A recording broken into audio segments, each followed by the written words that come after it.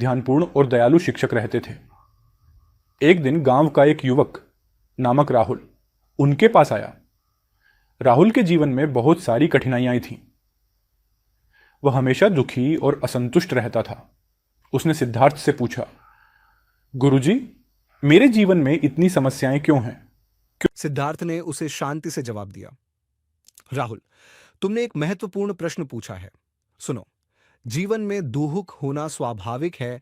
इस दुख को हम दुख कहते हैं। यह दुख सिर्फ शारीरिक पीड़ा ही नहीं, बल्कि अंदरूनी असंतोष भी है। राहुल ने आश्चर्यचकित होकर पूछा, दुख क्यों होता है?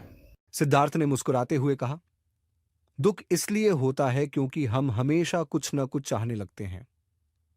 हम चाहते हैं कि सब कुछ हमारे मुताबिक चले, लेकिन अक्सर ऐसा नहीं होता। इसी इच्छा और लगाव के कारण हमें दुख होता है। राहुल ने सोचा, तो क्या इस दुख से मुक्ति पाई जा सकती है? सिद्धार्थ ने उत्तर दिया, हां, दुख से मुक्ति पाई जा सकती है। इसके लिए तुम्हें एक मार्ग अपनाना होगा, जिसे हम 8 फोल्ड पथ कहते हैं।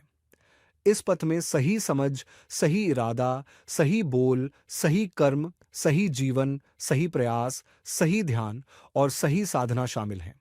राहुल ने उत्सुकता से पूछा, इस मार्ग का पालन कैसे करें? सिद्धार्थ ने कहा, इस मार्ग को अपनाकर तुम अपने विचारों और कर्मों को सुधार सकते हो। धीरे धीरे तुम्हें सच्ची शांति और संतोष प्राप्त होगा। राहुल ने सिद्धार्थ के उपदेशों को गंभीरता से लिया और अपने जीवन में अभ्यास करने लगा। समय के साथ उसने पाया कि उसके दुख कम होने लगे और उसकी आत्मा में शांति का अनुभव हुआ। इस प्रकार सिद्धार्थ की पहली शिक्षा ने राहुल को जीवन की सच्चाई समझने और सुखी जीवन जीने का मार्ग दिखाया।